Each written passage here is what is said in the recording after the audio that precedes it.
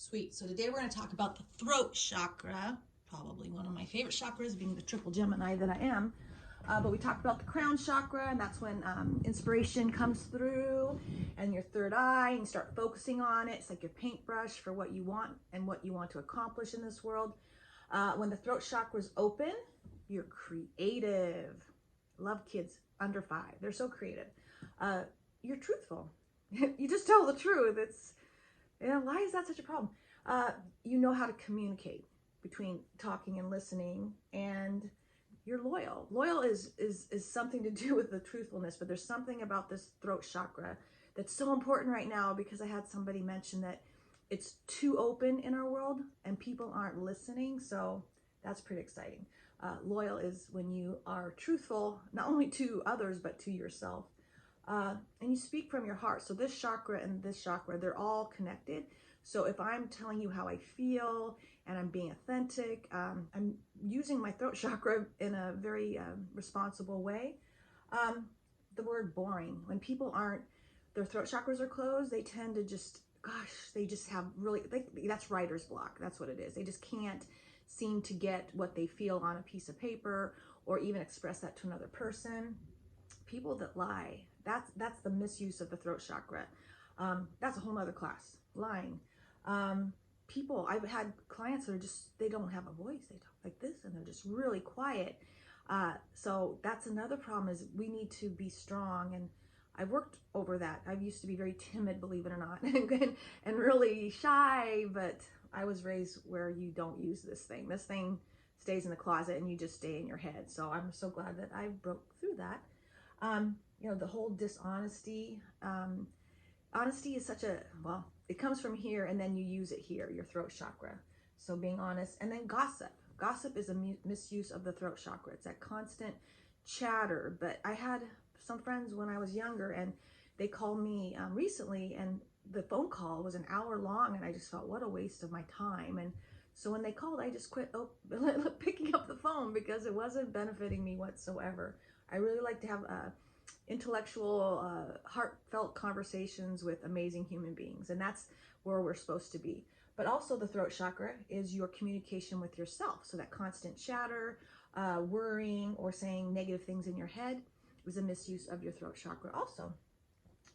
So again, healthy communication. If you leave and you feel full when you're with people after a long conversation, or maybe you don't even want to leave because you're having such a great time, that's how you know the throat chakra is open and you're using it wisely. Listening to your intuitive voice. So if I have a voice that's in tune, my intuition, it'll ask me to talk to a stranger. It'll ask me to stop and visit with somebody. And every time that's such a special moment, when my voice is like, hey, stop and listen and talk to this kid, or actually have coffee with a stranger, or have a beer at the pub. It's like that really amazing moment where spirit told me to do something. It turns out to be the person I've been looking for. And I can't tell you how many amazing moments I've had like that. If you're listening to your intuition, that's when the magic comes in. It'll ask me to talk to somebody. That throat chakra, we're a messenger. I believe we're a messenger, and we're supposed to use it and help other people.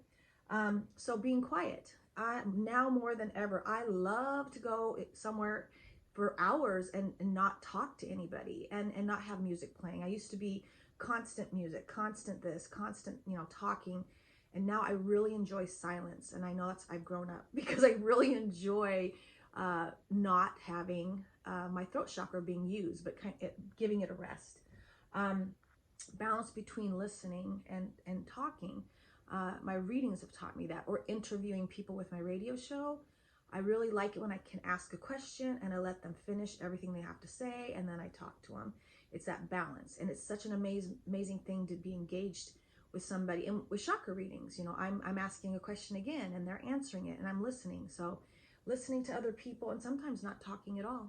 I think that's really the most important thing. There's times where people just need to talk, and you need to give them that space. So that's a very healthy chakra. It's not talking at all. And the key word is expression. So anytime people have a throat chakra that's blocked, I give them the prescription to write, go and do something tangible. So when you're done, you'll see. It could be woodworking, it could be gardening, anything where you are using your higher chakras and you physically see something. When I finished my book, it was an amazing process because I had to work all my chakras, and to actually have it in front of me and see it in paper, it was really, really amazing. So start a project, use your higher chakras and your throat chakra, and then that's when, again, these higher chakras are right here. This is where the party starts. This is where you get all your inspiration, creativity, and imagination. Then you move forward. If these are blocked, then you should come to me. We could do some hypnotherapy. We could work on some letter writing. We could sit down and do some intention work. But yeah, you want to tune those up before you move forward. Otherwise, you kind of make a mess of your life. So crown chakra, third eye, throat chakra. Spend today maybe not talking to people, maybe doing a little meditation, and see if you can get that higher voice to speak to you so that you can use it to speak to others. Peace.